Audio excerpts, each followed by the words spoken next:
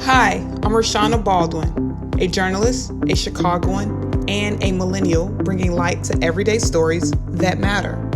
I share the type of stories that mainstream media ignores or gets wrong. The news of the neighborhoods, the news that matters. Here is someone you need to know. Good morning, Corey Mays. How are you? I'm doing good. How you doing? Super fabulous. You are a retired NFL player. Thank you for your service and your ministry.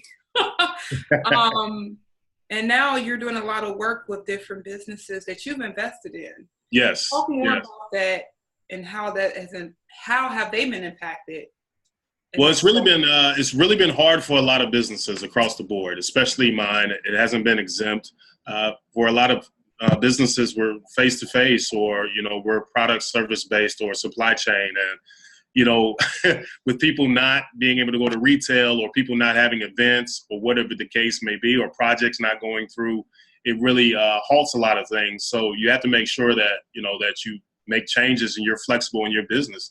Can you do different things? For one of the companies, BioPulse, they've switched manufacturing. They do a lot of, not to get too into in the weeds, but nanotech and infusing water and CBD. And now they've been able to switch up at the factory and do sanitary projects and sanitizers. So, I mean, there's little innovative things like that you can do something different with. And, Love Corkscrew, they were able to take things virtual and do more virtual wine tastings and different events. So it's trying to think outside the box. And I think as an entrepreneur, you always have to do that anyway. It was that way, each week, each month, each year is something different hitting you across the head, and you got to switch up anyway. So as an entrepreneur, you always have to be on the swivel. So How have you been helping to protect your investments as well as those people maintain, like you mentioned, Corkscrew, and you mentioned how they pivoted to virtual?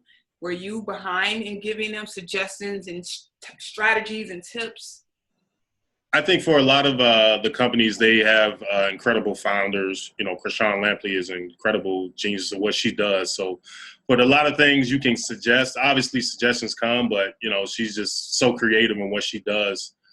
I think the biggest thing you want to do with companies is try to eliminate expenses wherever you can, cut stuff wherever, which is cool now because I think a lot of companies will pivot away from office spaces and realizing they can do things virtual and remote. And there's nothing to be ashamed of with that. As you're saving money, you're saving time, you're saving resources. If we can all do this virtual, why not save that rent every year? Or why would you need a building if you can do everything you can remote? So I think it's trying to be as encouraging as possible and being positive. And I mean, that's nothing different than what I do on the regular. So for me, that's an easy transition to just continue to be positive and continue to try to, like you say, change something from a negative perception to a positive one.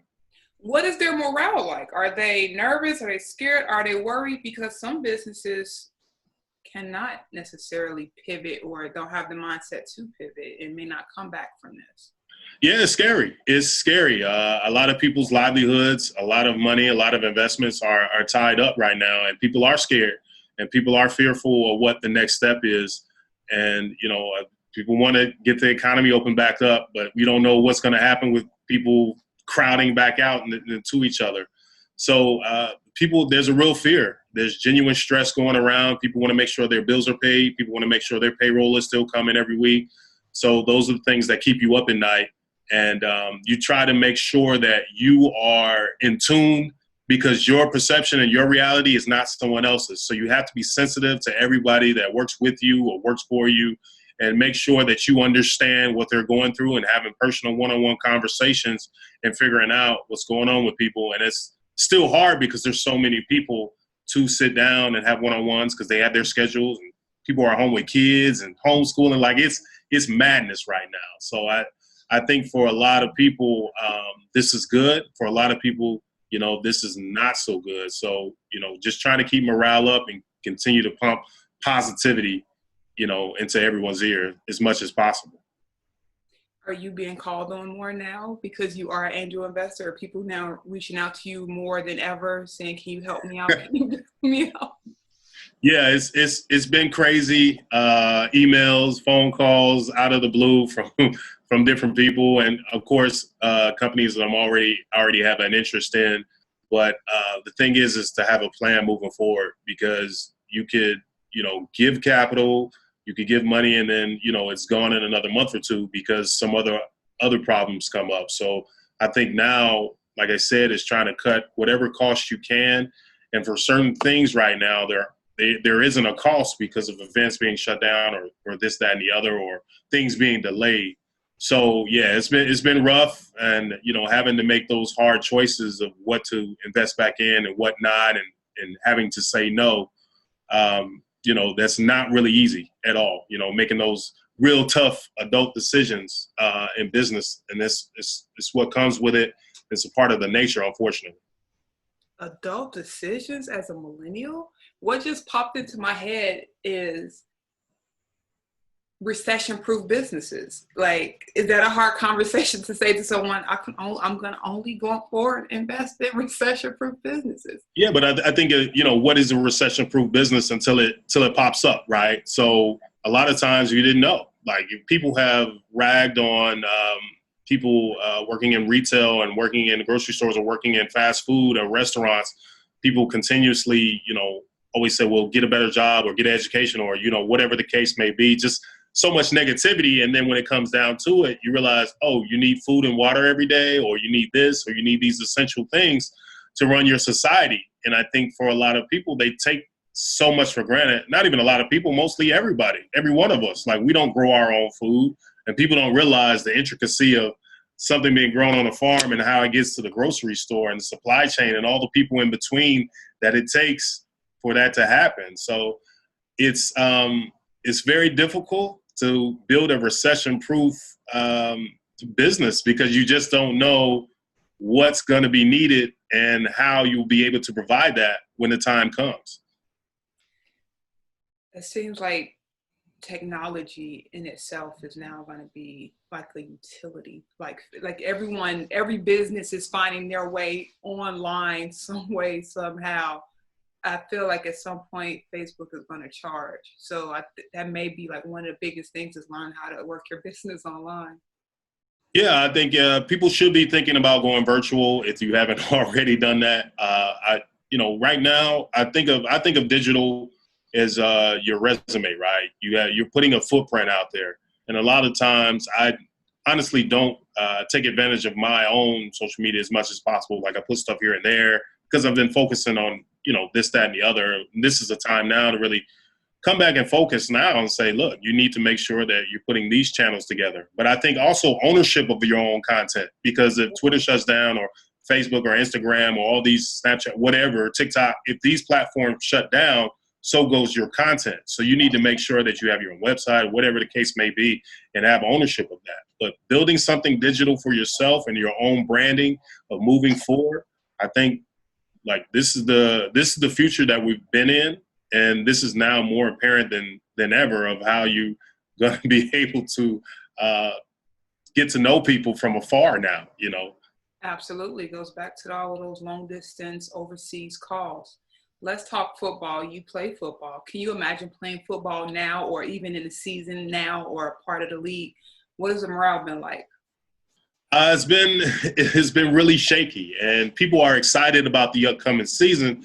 But I'm the president of the NFL Alumni Chicago Chapter, and talking with a lot of guys, some former, a lot of former players, obviously, and some current, and it's just a lot of question marks. It's up in the air, and how can you play a sport in which is so much contact? So, like, there's no way you're not coming in contact with somebody. And if you're social distancing, you're definitely losing the game. So, there's so many parts that have to flow together. People have to be at the facility. You have to have your equipment people there. You got to work out. You got to, what do you do about upper level management? And then that's just professional. What do you do about NCAA and college? And, like, how will that look if you only have student athletes on campus, but having fans there for the game, like, that's revenue generation. So, like, it doesn't make sense at this standpoint. If you can't have everybody in, I don't understand how it will work as a business model, unfortunately. And you hate to lose a season, but you also have to think about the implications of everybody involved. And, my heart goes out to, not having games in cities, how much revenue was lost among small businesses and local markets, especially those college towns where they expect, 50,000 to 100,000 people on a week-to-week basis to come in and flood, the hotels, the restaurants, the merchandising. There's so much that ties into it. It just makes you realize how much we're all interconnected and how much things bring us forward and all together. So it's just, we're all in this together. I don't care who you are or what you think. It's taking from something somewhere. Can you imagine playing football with no fans in the stadium, but still playing football? I can't. Not at this level. I mean, it's, I imagine there's been people, that played in high school and college, they didn't have a lot of fans, but, not on a pro level. Like, not having fans is crazy. But I mean, still, like, you're not generating any revenue. So, I mean, it's, it'd be very weird. But you know what? Everything is weird until it's the new normal, right? So do you think that will be the new normal? Because this conversations has been had on all levels of sports about playing with no fans in the audience in the stadium. What would they even do to athletes' like psyche? Well, really, I mean, there's a lot of things you could do as far as pumping in crowd noise or doing virtual. Like, you could set up screens and have virtual watch parties all around. I mean, there's different ideas you can do, and looking up at a screen and seeing, fan reactions or whatever the case may be. I don't know if that would be a distraction. Pretty sure it wouldn't be, because, when live people are there, it's not a distraction. Plus, you don't want to get your head knocked off either. So I think, you adapt and you adjust. And I think if you're using technology, it's just who wants to pay to virtually tune in if you could just watch it on TV. So I think, how do you create that revenue from a fan standpoint in your business model, and keep people enthused? Because a lot of playing that sport and getting to that level, you love the sport, but it's the fan engagement. It's the walking into the stadium and hearing the boos or the cheers and, the adrenaline. You feel that energy from, walking into a stadium. So I don't know how it's done with no fans and you keeping that enthusiasm throughout the season. How have you been taking care of yourself? How have you been keeping your immune system boosted? How have you staying safe? Well, you know what? I've tried to incorporate a lot more fresh vegetables and fruits and vitamins into my diet, and turn my house into like American Gladiator obstacle course, since we can't go to the gym and can't go outside. And the Northsiders got us kicked out of Lakeshore Drive. But nobody's talking about that, though. Thank you. Nobody's talking about that. It wasn't the South Side or West Side. It was the Northsiders. Yeah, one more time for those in the back who can't hear you. Out here training like it's a half marathon. So, there would have been a lot of think pieces that had it been the South Side or West Side getting the lake shut down. But the thing is more focus. I wake up, I've been taking that time out now to meditate every day, do my affirmations, and just concentrate on me and making sure that I'm healthy, making sure my friends and family, I reach out, and just being more intentional. And I think reading more, being more spiritual, and just slowing down and calming down. And I think that's what we all need to do if we can, right? It's all about conditional, like, because I don't have 3 or 4 kids running around who need to be fed, who need to go to school or be taken care of right now. So you don't have children. Say You're what? out here just living your best life. Living my best life. Oh, that's good for you. As we wrap up, because I know you're busy, and I appreciate you taking the time to do this interview, what advice would you give to business owners and athletes, specifically in the NFL, as we go into the new normal? I think continue to work on your craft and continue to do as much due diligence as you can, do as much research as you can, and continue to network, continue to reach out to people. I think right now there are a lot of people. There's always never anybody that you can't touch in the world and reach out and get in contact with. But, things are slowing down for some industries. Things are picking up for some industries. But continue to push yourself and continue to put yourself in a position to win. Whatever that is, there's nothing too little that you can't work on every day And you don't have to burn yourself out with it. But if you work on your craft a couple of hours a day, you never know where that's going to take you. But you have to be intentional about it and continue to push yourself, So, I mean, that's the short and sweet way of trying to put that.